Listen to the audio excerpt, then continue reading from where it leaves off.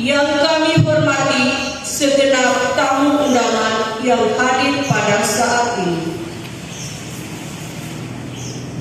Puji dan syukur kami panjatkan kehadiran Tuhan Yang Maha Kuasa atas berkat dan rahmat kasih-Nya serta penyertaan dan perkenannya sehingga acara pembukaan konferensi cabang 2 WKRI DPC Santo Yohanes Pembaptis dapat dilaksanakan pada hari ini. Pada kesempatan ini, izinkanlah kami selaku panitia pelaksana untuk melaporkan kegiatan sebagai berikut.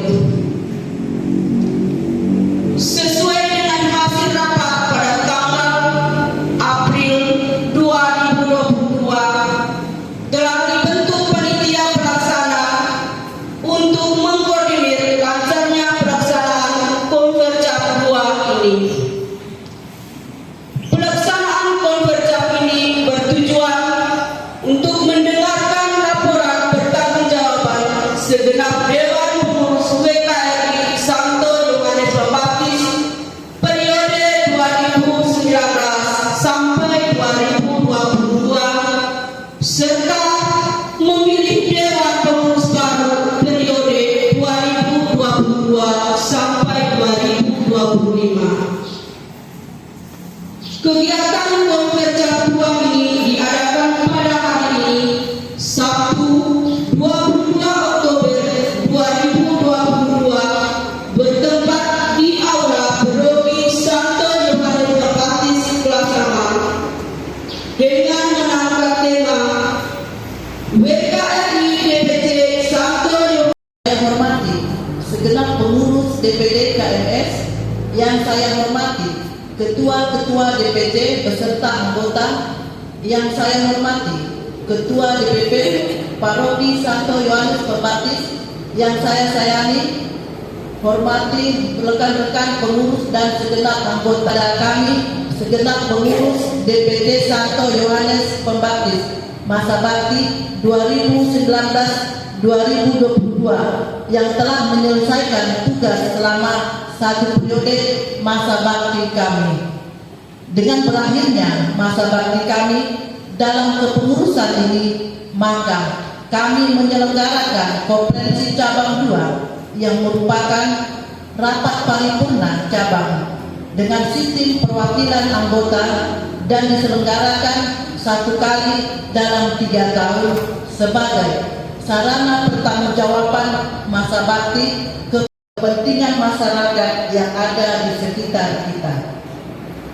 Pada kesempatan ini, izinkan kami menyampaikan rasa hormat dan terima kasih yang berlimpah kepada Pastor Paroki selaku penasehat rohani, Ketua Presidium dan segenap pengurus WKRI DPD KMS, segenap pengurus dan anggota WKRI DPC Santo Yohanes Pembaptis atas pendampingan, dukungan, dan kerjasama selama ini sehingga kepengurusan masa bakti 2019 sampai 2022 boleh berjalan dengan baik dan kami boleh sampai ke penghujung masa bakti dengan baik pula.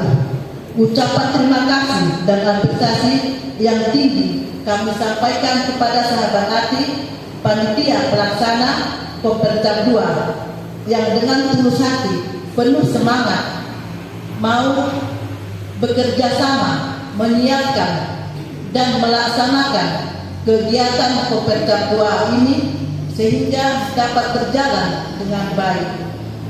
Meskipun waktu persiapannya sangat singkat, dan juga kepada semua pihak yang sudah ikut terlibat dalam persiapan Konvercap ini yang telah membantu dan mendukung sehingga terlaksananya Konvercap ini dengan baik, kami mengucapkan limpah terima kasih.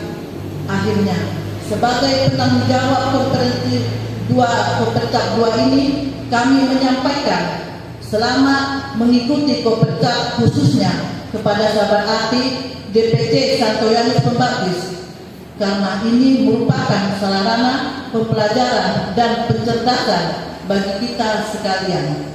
Marilah kita mengikuti pembacaan ini dengan sepenuh hati. Biarlah demokrasi dalam konferensi ini dapat berjalan sebagai mestinya. Konferensi untuk mengarah pada perjalanan 3 tahun ke depan. Penyelaman itu selalu harus menjadi guru yang baik, bukan buat menjadi yang positif. Dan tidak berharap masukan dari pastor penasihat rohani bahwa memang itulah kami wanita-wanita Katolik ini perlu didampingi, dinasehati, di-stressing sehingga kami semua tidak hanya bangga dengan pakaian biru, blazer biru yang kami pakai, tetapi kami harus ada bergerak.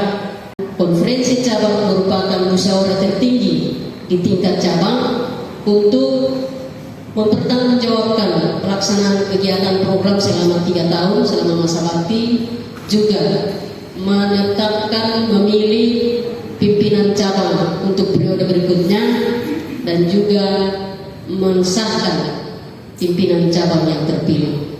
Jadi ibu-ibu sahabat-sahabat hati di Open, seperti tadi pastor sampaikan bahwa kamu ada hadir untuk hidup dan menghidupkan.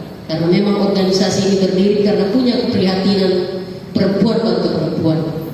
Kalau bukan kita yang saling membantu, siapa lagi yang akan peduli dengan kita?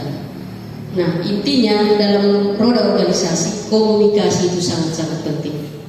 Seperti pesan Bapak Paus Fransiskus pada Hari Komunikasi Sedunia pada tanggal 29 Mei, bahwa komunikasi itu sangat penting, mendengarkan dengan telinga hati. Tetapi saya perlu sampaikan kepada ibu bahwa marilah kita sangat-sangat bijak dalam menggunakan media sosial yang ada. Karena WhatsApp, Instagram, Facebook, apa yang titik koma yang kita upload sekarang, itu nanti tahun depan akan muncul lagi. Walaupun dari kita sudah hapus, kita sudah hapus postingannya, kita hapus dari HP kita, tetapi di server tidak akan pernah terhapus. Titik koma itu akan pernah ada. Jadi media sosial itu bukan tempat curhat kita. Media sosial itu bukan tempat curhat hubungan rumah tangga dengan anak, dengan rekan kerja, apalagi untuk memprotes segala macam. Media sosial itu adalah sumber informasi yang kita harus kelola, harus pilah-pilah. Positifnya yang membangun silakan kita ambil, tetapi yang merusak jangan. Kita harus punya filter yang kuat sehingga media sosial kita, akun kita itu jika dibuka servernya akan di situ kelihatan semua. Apalagi membawa nama Katolik. Dan memang Wanita Katolik Republik Indonesia adalah satu-satunya wadah organisasi di bawah payung bendera yang terjun ke bersifat sosial aktif. Nantinya akan dikalungkan satu oleh Pastor Rocky dan satu oleh Wakil Ketua dan Paroki di tengah-tengah.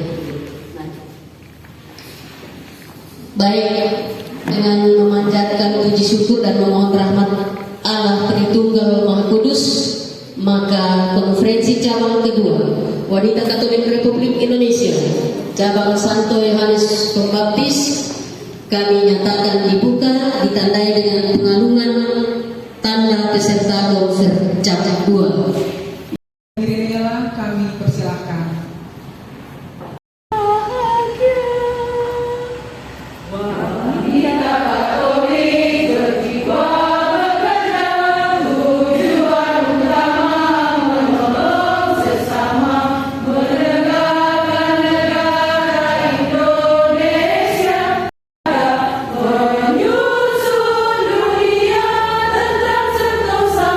Jiwa dan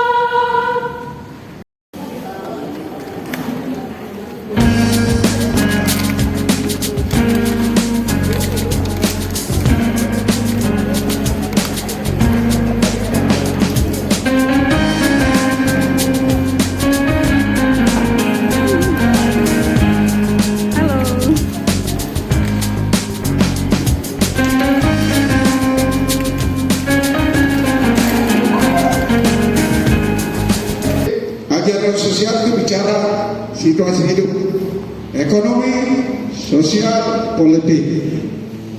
Sosial itu karena menyangkut relasi hubungan antara majikan atau tuan dan anak buahnya, antara pimpinan dan karyawan. Saya belum pernah dengar masyarakat kita di Papua Barat ini kritik pejabat yang korupsi. Tidak ada. Semua ikut mendukung. Wali kota pencuri, semua masyarakat ikut mendukung. Apa pikiran mendua karena lapar atau ingin keluarga. Pengurusan untuk menentukan dan memilih pimpinan dan mengesahkan hasil konferensi nanti. Baik, sesuai dengan arahan dari Ibu Ketua Presidium bahwa Senayan Pandan DPD KMS, untuk perlu diketahui bahwa DPD KMS itu berdiri atau disahkan pada tanggal 27 Juli 1992.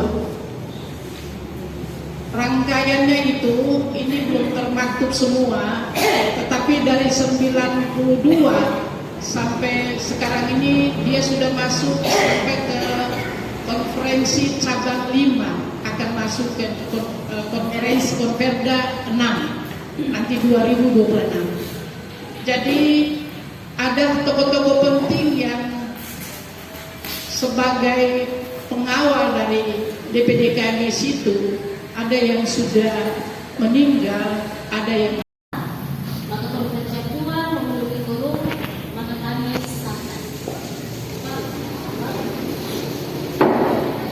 Dengan memanjatkan puji dan syukur pada Tuhan, sidang pleno 1 kami buka. Kita masuk pada 13.30 makan siang, 13.30 sampai 14.00 sidang pleno 1. Pembacaan laporan pertanggungjawab pengurus DPC Santo Yohanes Pembaptis periode 2019-2022, tanggapan atas laporan pertanggungjawab, pengesahan laporan pertanggungjawab dan demisioner. Saya buka.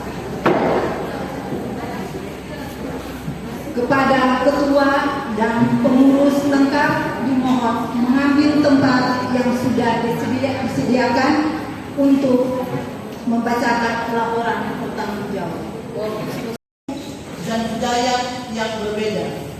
WKRI DPC Santo Yohanes Pembaptis peduli terhadap lingkungan sekitar dan sesama, menempatkan kreativitas anggota WKRI DPC Santo Yohanes Pembaptis demi mencapai satu tujuan, yakni WKRI yang mandiri dan beriman. Tema kompetisi dan kewajiban Dewan Pengurus Cabang Santo Yohanes Pembaptis periode 2019-2022 kepada segenap anggota.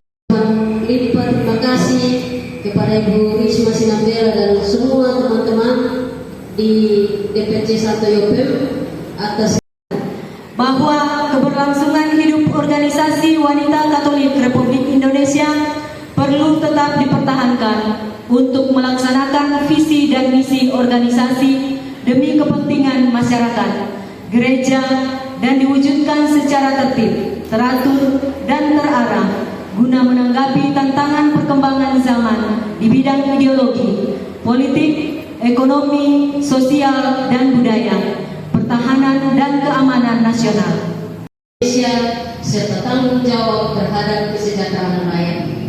Janji ini di samping disaksikan oleh diri sendiri dan oleh semua yang hadir sekarang, juga penting sekali untuk disadari bahwa janji ini disaksikan oleh Tuhan yang Maha Esa, karena Tuhan itu Maha mendengar dan Maha mengetahui. Janji ini hendaknya diucapkan dalam kesadaran yang sepenuh-penuhnya dengan kemauan yang sungguh-sungguh. Janji ini adalah janji terhadap Tuhan yang Maha Esa dan manusia yang harus ditepati dengan segala keikhlasan dan kejujuran. Selanjutnya, ibu-ibu agar mengikuti dan menirukan kata-kata saya dengan hikmat. Janji pengurus wanita Katolik Republik Indonesia. Janji pengurus wanita Katolik Republik Indonesia.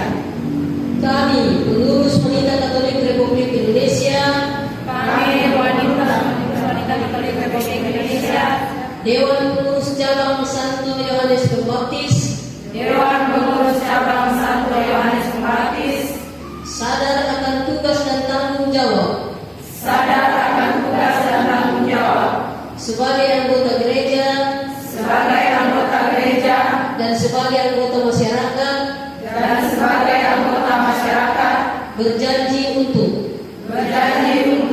satu, melaksanakan tugas kepengurusan melaksanakan tugas kepengurusan wanita Katolik Republik Indonesia wanita Katolik Republik Indonesia menurut anggaran dasar dan anggaran rumah tangga menurut anggaran dasar dan anggaran rumah tangga dan strategi kerja yang ditetapkan Kongres. dan strategi kerja yang ditetapkan Kongres. 2. Senantiasa berusaha membela harkat Senantiasa berusaha membela harkat dan martabat manusia dan martabat manusia dan berusaha meningkatkan kualitas anggota dilandasi nilai-nilai Injil dilandasi nilai-nilai Injil dan ajaran sosial gereja. dan ajaran sosial gereja. 3. 3. Menjaga persatuan dan kerjasama Menjaga persatuan dan kerjasama di dalam maupun di luar organisasi di dalam maupun di luar organisasi sesuai kebijakan wanita Katolik Republik Indonesia wanita Katolik Republik Indonesia dengan penuh tanggung jawab. dengan penuh tanggung jawab. Semoga Tuhan Yang Maha Esa